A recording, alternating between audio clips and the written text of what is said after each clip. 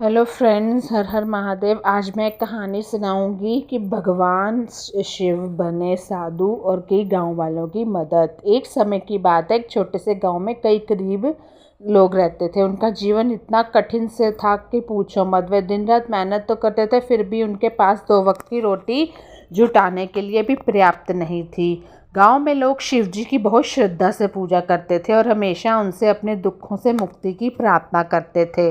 उनके लिए सोमवार के व्रत रखते थे और बहुत ही श्रद्धापूर्वक उनसे अनुष्ठान पकवान वगैरह चढ़ाते रहते थे। गांव के बाहर एक पहाड़ी पर शिव जी का एक प्राचीन मंदिर था। कहा जाता था कि जो भी सच्चे दिल से वहां जाकर प्रार्थना करता है, उसकी सारी मनोकामनाएं पूर्ण होती हैं। लेकिन कई वर्षों से गांव के लोग इतने अभाव में थे कि उनके पास मंदिर जाने का ना तो समय था, ना कोई साधन। वे रोज की चिंताओं और संघर्षों में ही उलझे रहते थे कि आज खाना कैसे मिले।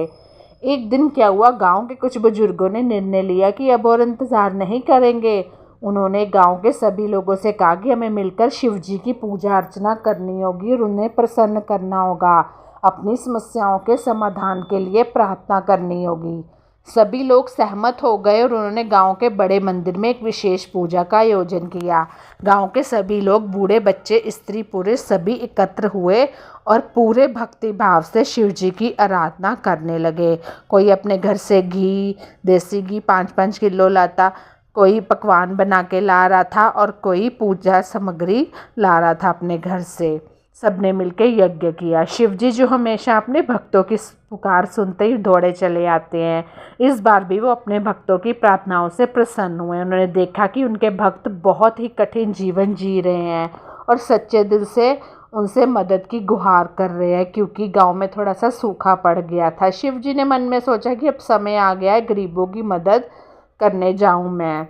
बस फिर क्या था, शिवजी ने उसी रात एक साधु के रूप में गांव में प्रवेश किया और साधु का रूप धारण किए शिवजी गांव के कोने में जाकर बैठ गए। अगली सुबह जब गांव के लोग उठे तो उन्होंने देखा कि एक साधु गांव के पास आया हुआ है और साधु के तेजस्वी चेहरे और प्रभावशाली व्यक्तित्व देखकर सभी गांव वाले उनकी ओर आकर्षित हुए कि आखिरकार ये इतना साधु, इतना लंबा ऊंचा साधु कहाँ से आया है। गांव के मुखिया ने साधु को प्रणाम किया और उनके पास जाकर कहा, हे साधु महाराज, हमारे गांव में पधारने के लिए आपका बहुत धन्यवाद। कृपा बताइए कि हम आपकी किस प्रकार से सेवा कर सकते हैं।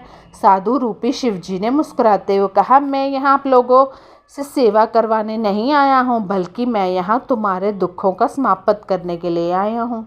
तो मुखिया ने कहा, वो कैसे? आपको कैसे पता कि हम कष्ट में हैं? तो साधु महाराज बोले, मैं इधर से निकल रहा था तो मैंने देखा कि यहाँ सूखा पड़ा हुआ है, तो मैंने सोचा कि क्यों ना तुम्हारा कोई मदद कर दे। साधु ने कहा, तुम सबको आपस में एकजुट होकर एक दूसरे की मदद करनी होगी। तुम्हारे लिए मैं एक थोड़ा सा जो भी मेरे से हो सकेगा वो मैं ज़रूर करूँगा।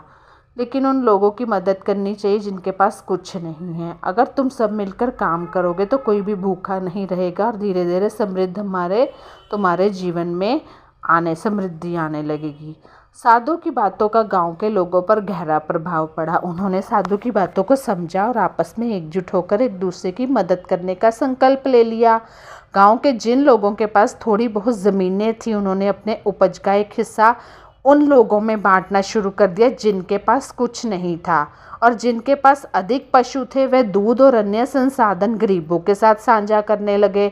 धीरे धीरे गांव में एकता और भाईचारा बढ़ने लगा और शिवजी रूपी साधु ने अपना योगदान ऐसे दिया। उन्होंने सारी, जहाँ पे सूखा पड़ा था, सारी भूमि को उपजाऊ बना दिया। तो गांव वाले देखकर हैरान हो गए कि ये चमत्कार कैसे हुआ। तो कुछ ही महीनों में गांव की स्थिति पूरी तरह बदल दी। शिवजी ने, यानी कि साधु रूपी शिवजी ने, जो लोग कभी भूखे रहते थे उनके पास अब पर्याप्त भोजन था। जो कभी निराश रहते थे उनके चेहरे पर मुस्कान थी। गांव में हर और खुशहाली फैल गई। लोग समझ गए कि सच्ची समृद्धि और सुख तभी आता है जब एक दूसरे की मदद करते हैं, एक साथ मिलकर आगे बढ़ते हैं। एक दिन साधु ने, यानी कि साधु बने शिवजी ने गांव के सभी लोगों को बुलाया और कहा, अब समय आ गया है कि यहाँ से मैं प्रस्थान कर जाऊँ। तुम सब ने अपने जीवन में जो परिवर्तन किए हैं उसे बनाए रखना और हमेशा एक दूसरे की मदद करना।